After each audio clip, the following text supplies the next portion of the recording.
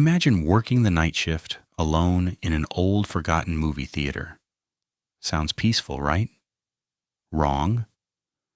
The audience might not be there, but their rules are, and breaking them has unsettling consequences. What kind of rules, you ask? And what happens if they're broken? My name is Marcus Reid, and for the past 3 months, I've been the night shift attendant at the Roxbury Theater in Los Angeles. When I took this job, I thought I'd found the easiest gig in the city. Show up at midnight, do some light cleaning, make sure nothing catches fire, and leave at 6 in the morning with $200 in my pocket. Cash. No questions asked. I needed the money. My student loans weren't going to pay themselves, and my day job at the coffee shop barely covered rent in this overpriced city. So when I saw the posting on some sketchy job board, night attendant needed, must be comfortable working alone, I jumped on it. The interview was weird. I never met my actual employer. Just some property management guy who handed me keys, a flashlight, and a photocopied list of duties. Follow the rules, he said. Don't deviate. Previous attendants who got creative didn't last long. I laughed it off. Rules? Sure. Don't steal, don't vandalize, don't let anyone break in. Standard stuff, right? I was so wrong. See, the Roxbury isn't like other theaters. It's a relic, tucked away on a forgotten street in mid-city, surrounded by closed-down shops and empty lots. The kind of place you drive past without noticing. The marquee still works, barely, flickering the names of movies that haven't played in decades. Inside, it's all faded Art Deco glory. Cracked velvet seats, water-stained walls, and the smell of old popcorn mixed with something else. Something stale and wrong. The first night, I thought the previous attendant was messing with me. He handed me a worn logbook and said, write down anything unusual. And Marcus, don't break the rules, ever. What rules? I asked. He just pointed to the concession stand and left. That's when I found them, the real rules. Not the ones on my photocopied duty sheet, the ones that keep you alive. I'm going to tell you everything, what I've seen, what I've heard, what I've learned about the Roxbury and its audience. Because they're always watching. Even when the theater is empty. The Roxbury Theater sits on Crenshaw Boulevard, wedged between a boarded-up laundromat and a lot that's been empty for as long as anyone can remember. If you're driving past at night, you might catch the flicker of the marquee, one of those old-fashioned ones with the individual letters. Half of them are missing now. It reads, RXBU YTH@R. The building itself is gorgeous in a haunted kind of way. Art Deco facade, all geometric patterns and faded gold trim. The ticket booth is still there, glass cracked but intact, like someone might walk up any minute and ask for a seat in Theater 2. Above the entrance, there's a relief sculpture of comedy and tragedy masks. Only the tragedy mask is still visible. The comedy one crumbled away years ago. My first night, I met the previous attendant in the lobby. His name was David, I think. Maybe Daniel. He didn't offer a handshake, just stood there under the flickering chandelier, looking exhausted. Not tired from work, exhausted. Soul deep, exhausted. You're the new guy, he said. Statement, not a question. Yeah, Marcus. So what's the... I'm going to tell you 3 things, he cut me off. First, always carry the flashlight. The breakers trip constantly and you don't want to be in the dark here.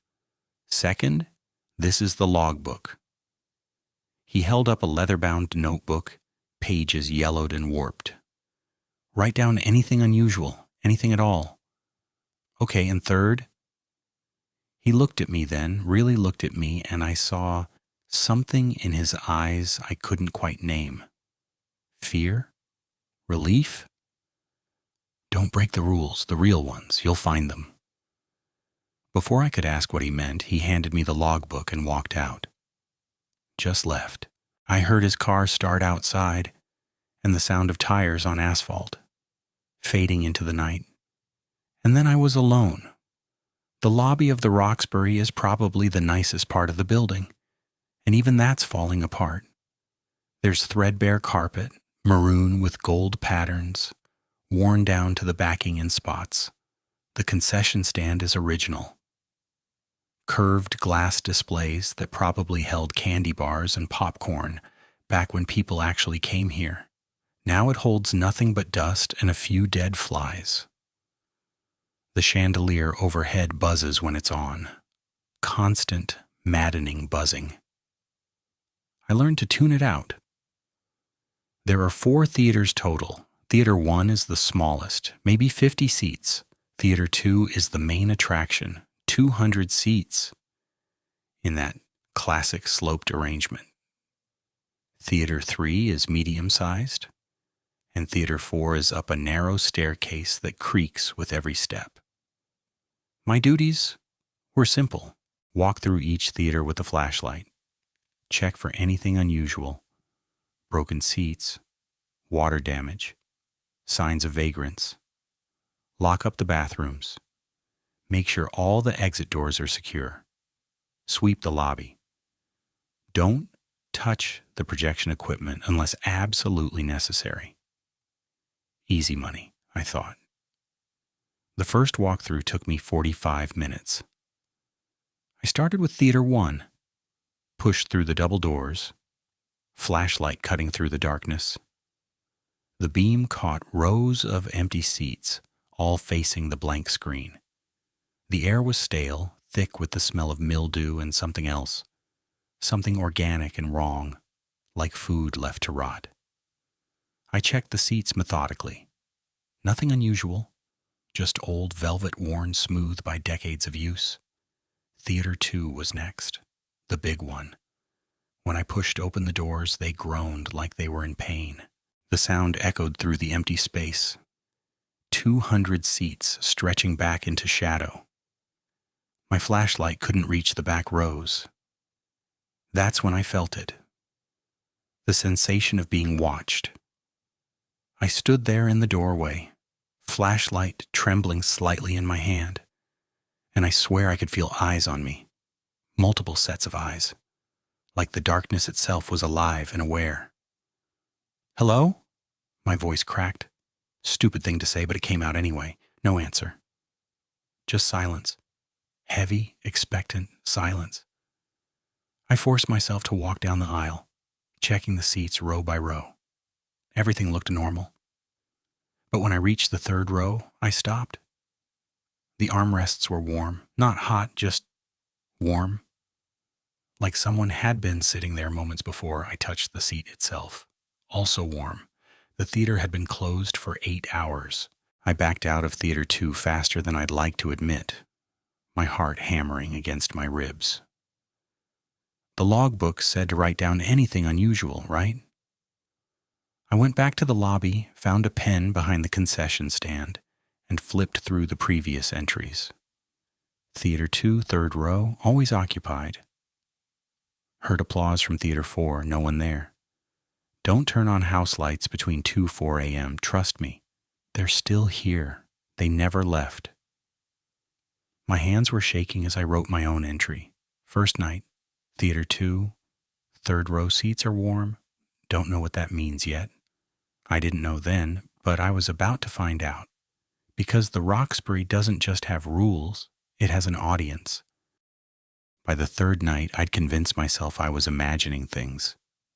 Warm seats, probably residual heat from the building's ancient HVAC system. The feeling of being watched, just my mind playing tricks in the dark.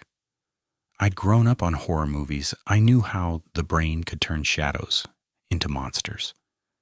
But then I started noticing the patterns. Theater 2 wasn't the only place with anomalies.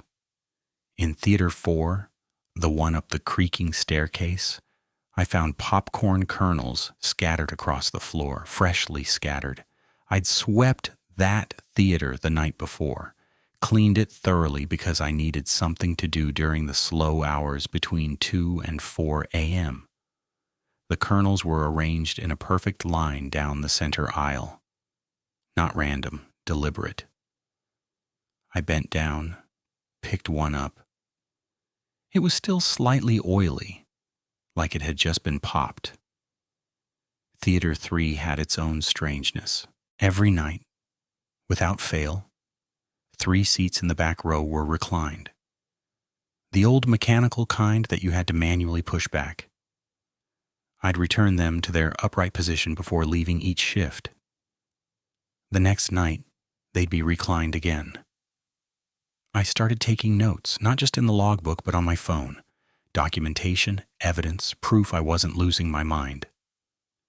Theater 2, third row, center section, seats D7 through D12 always warm. Temperature approximately 85-90 degrees. Theater 4. Popcorn kernels reappear nightly, always center aisle, always same pattern, straight line, 47 kernels counted. Theater 3. Seats K15, K16, K17, reclined position, no mechanical failure found. I was so focused on documenting the phenomena that I almost missed the most important discovery. The rules. I found them on my 5th night, tucked behind the concession stand's cash register. A laminated sheet, yellowed with age, typed on what looked like an old typewriter. Some letters were faded, others punched so hard they'd nearly torn through the paper. At the top, in all caps, attendant protocols, mandatory compliance. I pulled it out, hands trembling slightly, and read, Rule 1. No speaking above a whisper in theaters 2 and 4 between midnight and 6 a.m. Rule 2. Theater 3 must remain empty on Thursdays. Do not enter for any reason. Rule 3. Never turn on house lights in any theater between 2 a.m. and 4 a.m. Use flashlight only. Rule 4. If you hear applause, acknowledge it with a nod. Do not investigate the source. Rule 5. The third row in Theater 2, seats D7, D12, is always occupied. Navigate around this section. Rule 6. Do not make eye contact with the portrait in the lobby. Face it only when entering or exiting the building. Rule 7. If a patron requests assistance, fulfill the request exactly as stated. Do not deviate. Rule 8. Never remain in the building past 6 a.m. Exit through the front entrance only. Rule 9. The projection booth in Theater 2 is off limits unless equipment malfunction requires immediate attention. Rule 10. Write all observations in the logbook. Future attendants must be informed. At the bottom, handwritten in shaky script. These rules are not suggestions. They are survival. I stood there under the flickering lobby lights, reading and rereading the list.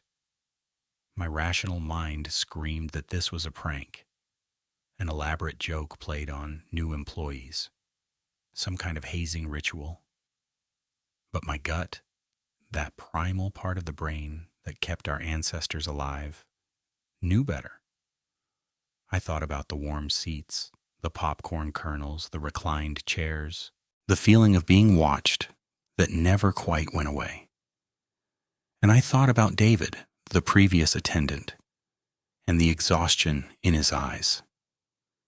Don't break the rules, he'd said. I folded the sheet carefully and put it in my pocket. For the rest of that shift, I followed every rule to the letter.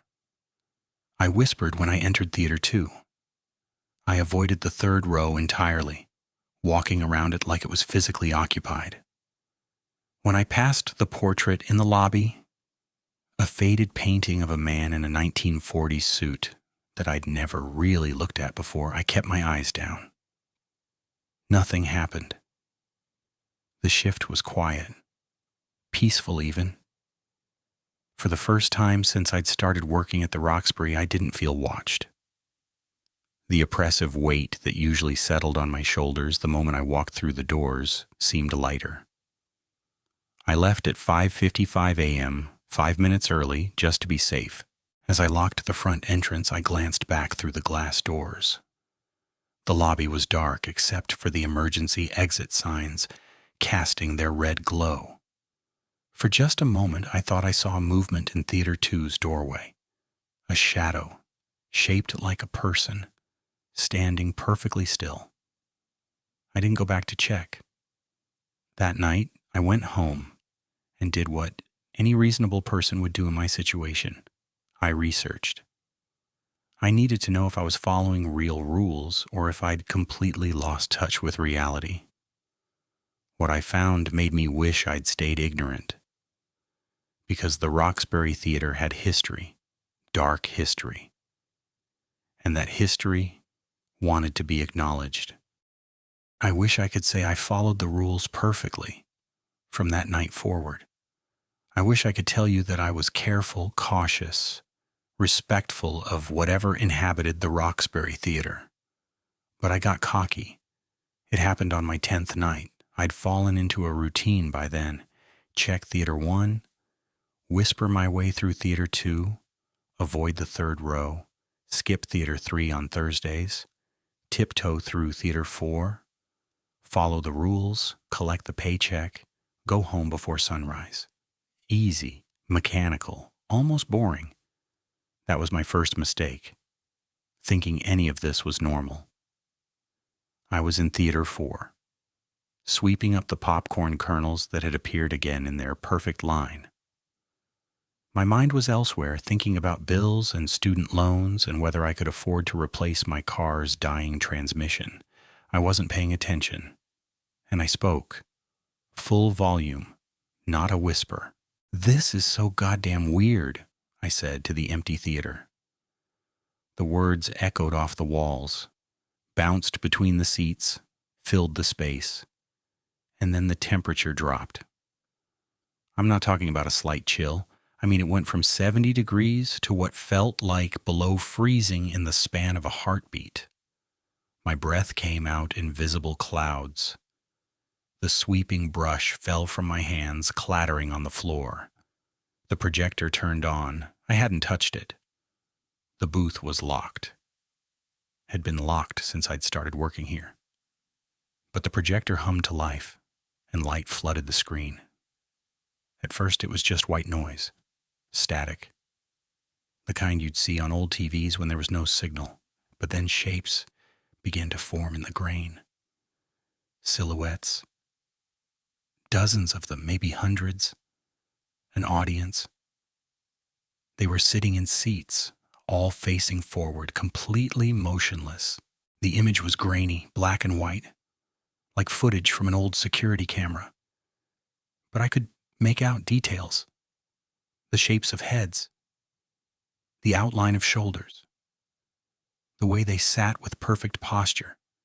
Hands folded in their laps. And then one by one, they began to turn. Not their bodies, just their heads. Rotating slowly, unnaturally, until they were facing the camera, facing me. I couldn't see their faces. The static was too thick, the image too degraded. But I could feel their attention. It was like being pinned under a microscope, examined by something, vast and patient and utterly inhuman. "I'm sorry," I whispered.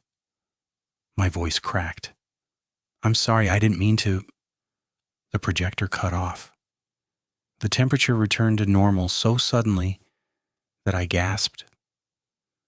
The theater was dark again, silent again, empty again. Except for the sound of my own ragged breathing, I left Theater 4 without finishing my sweep. Broke another rule, probably, but I didn't care. I needed to be somewhere else. Anywhere else. I made it to the lobby before my hands stopped shaking. That should have been warning enough. That should have taught me to never, ever deviate from the protocols again. But fear makes you stupid. Or maybe it was exhaustion, or maybe some part of me needed to understand what was happening, needed to test the boundaries of this impossible situation. 2 weeks later, I broke another rule. It was 3:17 a.m. I was in Theater 1, replacing a burned-out emergency exit light. The breakers had tripped again. They always did between 2 and 4, like clockwork, and I was using my flashlight to navigate. I needed to see what I was doing. The exit light was mounted high on the wall, and I was balanced on an old stepladder that creaked with every movement. The flashlight wasn't enough, so I did it. I flipped the house lights on. Every single light in Theater 1 blazed to life. The overhead fixtures, the wall sconces, the floor lighting along the aisles. It was bright as noon, harsh and clinical, and completely wrong for 3:17 in the morning. For exactly 3 seconds, nothing happened.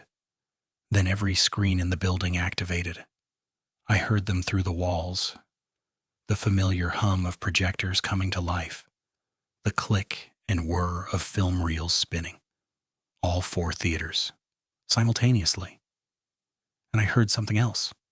Footsteps, not just one set, dozens, maybe more. The sound of people walking, their shoes hitting the floor in perfect rhythm. They were coming from Theater 2, Theater 3, Theater 4, all converging toward Theater 1, toward me. I killed the lights, slapped the switch so hard I nearly broke it. Darkness crashed back in, absolute and suffocating. The footsteps stopped, but the projectors kept running. I climbed down from the ladder, flashlight clutched in my white-knuckled grip, and stepped into the aisle. The beam of light swept across the seats. Every single one was facing the wrong direction. They'd all rotated, impossibly mechanically, to point toward the back of the theater, to point toward me. I backed toward the exit, keeping my flashlight trained on the seats. They didn't move. Not while I was looking. But I swear I could feel them wanting to. The potential energy of a spring wound too tight, ready to snap. I made it to the door, pushed through into the lobby, and that's when I saw it. Theater 2's double doors were open. They'd been closed. I'd closed them myself during my initial walkthrough. But now they stood wide, revealing only darkness beyond. Darkness and the sound of breathing. Not one person breathing, many. A chorus of inhalations and exhalations, perfectly synchronized, rising and falling like a tide. I approached slowly, every instinct screaming at me to run, but I had to know. I had to see. I stood in the doorway and shined my flashlight into Theater 2. The third row was occupied. Not with impressions, not with warm seats or invisible presence, with people. 6 figures sat in seats D7 through D12, exactly as the rules had specified. They wore clothes from different eras. A woman in a 1940s dress, a man in a 1960s suit, a teenager in 1970s bell-bottoms. Their skin was gray, desiccated like old paper.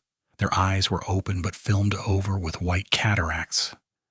And they were all staring directly at me. The woman in the 1940s dress raised her hand. Slowly, deliberately, she pointed one skeletal finger at the logbook I'd left on the concession stand. "Write it down," that gesture said. "Future attendants must be informed." I stumbled backward, my flashlight beam swinging wildly. When it passed over the third row again, the figures were gone. Just empty seats slightly reclined, still radiating that impossible warmth. I wrote it in the logbook with shaking hands. 3:17 a.m., turned on house lights. They showed themselves. Don't make my mistake. The rules exist for a reason. They're not just watching, they're waiting. I followed every rule perfectly after that night. I couldn't quit. That's what everyone asks when I tell this story. Why didn't you just walk away, find another job? Any job that didn't involve dead people watching you work? The honest answer? I tried. I called the property management company 3 times. Got voicemail every time. I went to their office. the address listed on my contract, and found an empty storefront with "for lease" signs in the windows. The checks kept coming, though. Every Friday, an envelope appeared in my mailbox. Cash. Exact amount. No return address. And something else kept me there. Something I didn't want to admit, even to myself. I needed to understand. I started researching the Roxbury's history during my days off. The Los Angeles Public Library became my second home.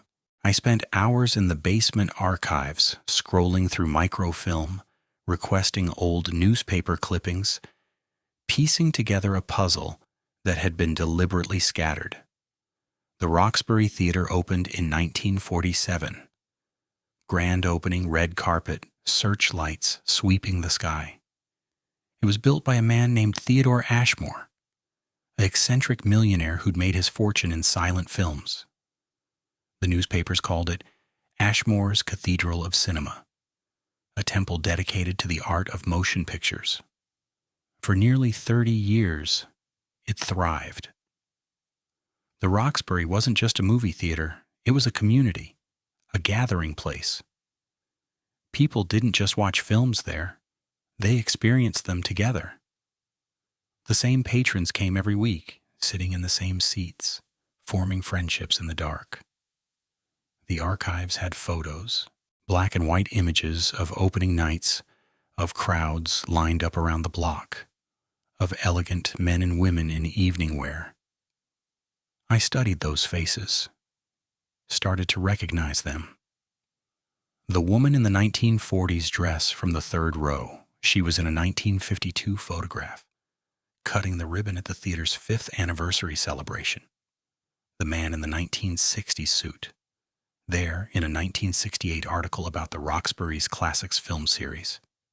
The teenager in bell-bottoms, a 1975 photo of the theater's Young Cinephiles Club. They were real people. They had names: Margaret Chen, Robert Hawthorne, Christine Silva. They'd loved this theater. And then I found it. July 23, 1976. The Los Angeles Times, page 3. Tragedy at Roxbury Theater, 43 dead in fire. I had to steady my hands to keep reading. It happened during a private Thursday screening, a weekly tradition for the theater's most devoted patrons. The Roxbury regulars, they called themselves. 43 people gathered that night to watch a retrospective of their favorite films. The fire started in the projection booth of Theater 2. Electrical malfunction, the initial report said.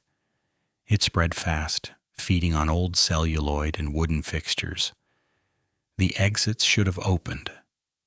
They were clearly marked, tested regularly, perfectly functional.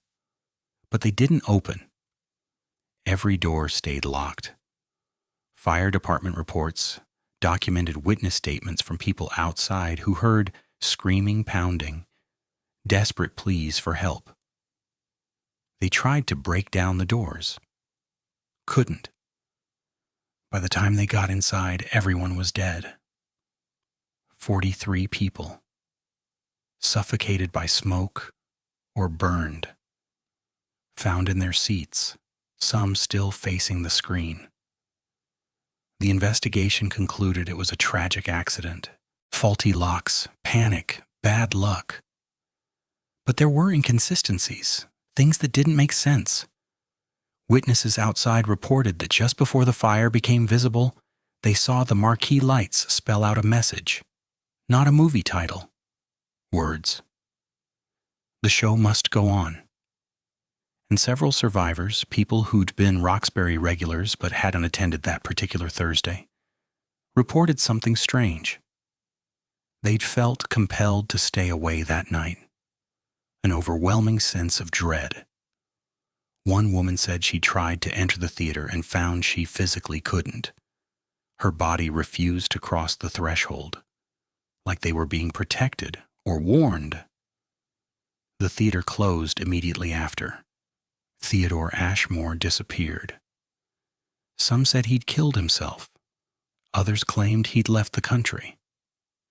The building sat empty for decades, slowly decaying, becoming urban legend, until 6 months ago, when new ownership somehow acquired it, reopened it with a skeleton staff, night attendants only, no daytime operations, no public screenings, just maintenance and observation. I found Theodore Ashmore's journal in the projection booth of Theater 2. It was hidden inside a locked cabinet that I'd been specifically told never to open. But after what I'd learned, after what I'd seen, I needed answers. The journal was leather-bound, pages brittle with age. The entry started hopeful, Ashmore writing about his vision for the theater, his love of cinema, his joy in creating a space for true film appreciation. But the tone changed around 1974. They come every Thursday, the same seats, the same devotion. I've begun to wonder if they're watching the films or if the films are watching them. Margaret asked me today if the theater is alive, laughed it off, but her eyes were serious. She knows. They all know. Something is happening here. The building wants them. I can feel it. Hungry, patient, waiting. The final entry was dated July 22nd, 1976, one day before the fire. Tomorrow is Thursday. They'll all be here. I tried to warn them, tried to cancel the screening, but they won't listen. They can't listen.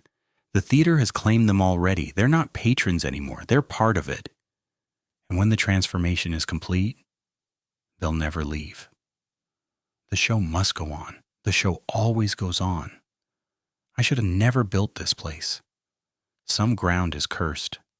Some buildings shouldn't exist. God forgive me for what I've created. The next page was burned. Deliberately, it looked like.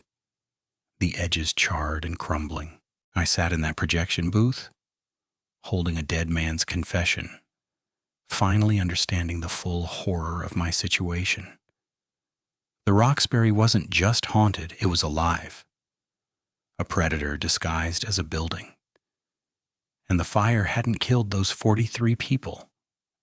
It had transformed them, bound them to the theater forever, trapped in an eternal screening, unable to leave, unable to rest. They'd loved this place so much it had become their prison. And the rules? The rules were the bars of that prison. Boundaries that kept them contained, prevented them from spreading beyond their designated spaces. Theater 3 empty on Thursdays, the anniversary of their death. No lights during their active hours. Respect for their occupied seats. The rules weren't protecting me from them. They were protecting them from themselves. And my role as night attendant? I wasn't just a custodian, I was their warden. It's been 3 months now. 13 weeks of midnight to 6 a.m. shifts. 91 nights of walking the same halls, following the same rules, maintaining the same impossible routine. I've learned to coexist with them. That sounds insane, doesn't it? Coexisting with the dead. But that's what it is. We have an understanding now, the Roxbury regulars and me. I respect their space, I follow the protocols, and in return, they tolerate my presence. Some nights are easier than others. I arrive at 11:45 p.m., 15 minutes early, always. I've learned that punctuality matters to them. I unlock the front entrance, step into the lobby, and acknowledge the portrait. A small nod. Nothing dramatic, just recognition. Good evening. I whisper to the empty theater. Sometimes I swear I hear a response, a collective exhale, like 43 people releasing a breath they've been holding. Welcome, acknowledgement, permission to enter their domain. I do my walkthrough at exactly midnight. Theater 1 first. Quick sweep, nothing lingering. Theater 2 next. I whisper my greetings. Navigate carefully around the third row. Good evening, Margaret, Robert, Christine. I've started using their names. It feels right, respectful. Theater 3 stays closed on Thursdays. On those nights, I can hear them in there. Not sounds exactly, more like the absence of sound. A void that pulls at the edges of my awareness. I don't investigate. I learned that lesson. Theater 4 gets its popcorn kernels. Every night, I've stopped cleaning them up. They're not trash, they're offerings or memories or both. Between 2 and 4 a.m., the building comes alive in ways I can't fully explain. The temperature fluctuates. Shadows move independently of light sources. I hear conversations, muffled, distant, like they're happening in another dimension that occasionally overlaps with ours. I keep my flashlight on. Never use the house lights during those hours. I whisper when I need to speak, and I write everything in the logbook.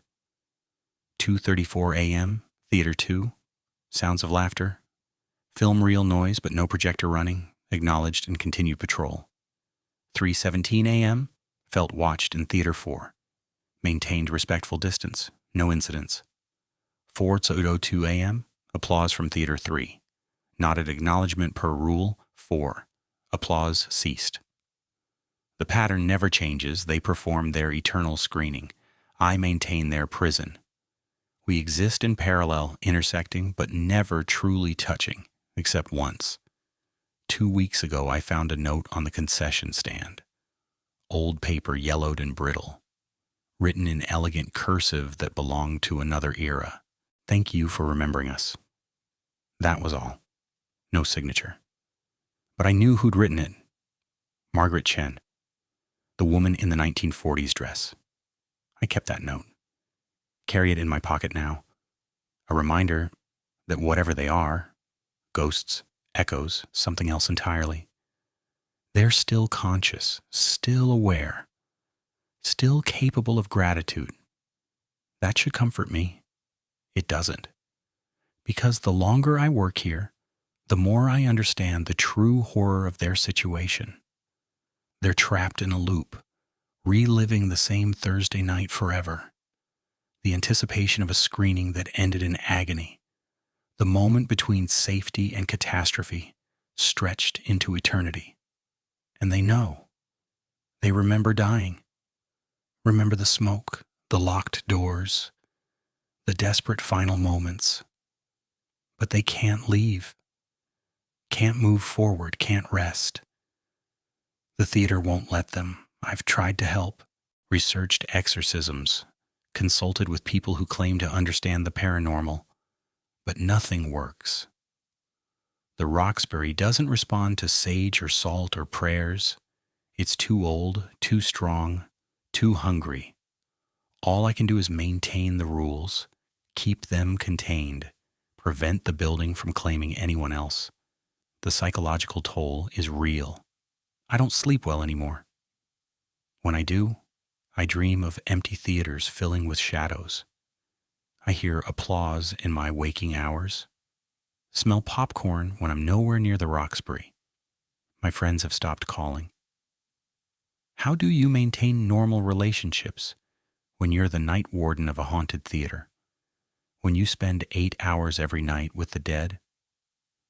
I've changed. I can feel it. Something about the Roxbury is seeping into me the way it seeped into Theodore Ashmore, the way it consumed the regulars. Sometimes I wonder, how long before I can't leave either? The property management company still hasn't responded. The checks still come. And every night I return to that decaying Art Deco building on Crenshaw Boulevard. Because someone has to. If I quit, they'll hire someone else. Someone who won't know the rules, won't understand what they're dealing with, won't respect the boundaries that keep 43 trapped souls from breaking free. And if those boundaries break, if the Roxbury regulars escape their designated theaters, I don't know what would happen. But Theodore Ashmore's final journal entry keeps echoing in my mind. The show must go on, not just for them, for anyone who enters that building. So here I am, 3 months in, no end in sight, maintaining an impossible routine in an impossible place. Last night, as I was locking up at 5:55 a.m., I saw my reflection in the lobby's Art Deco mirrors. For just a moment, I looked different. Translucent. Flickering. Like I was already becoming part of the theater. I blinked. The image corrected, but the fear remained. How long until I'm sitting in one of those seats? Part of the eternal audience? Another ghost maintaining the show that never ends? I don't have an answer. All I know is this. If you ever see a job posting for night attendant at the Roxbury Theater in Los Angeles, keep scrolling. The money isn't worth it. No amount of money is worth becoming part of something that refuses to die. The show must go on, but you don't have to be part of it. It's 3:42 a.m. right now. I'm sitting in the lobby writing this during my shift. The chandelier buzzes overhead. Theater 2's door just creaked open on its own. I should check that. That's what the job requires. Walk down that dark aisle, whisper my apologies for the intrusion, make sure everything is in order. But my reflection in the Art Deco mirror is flickering again, and I can hear them breathing, all 43 of them, waiting. The show must go on. I'm putting down my pen now. I'm walking toward Theater 2. I hope I walk back out.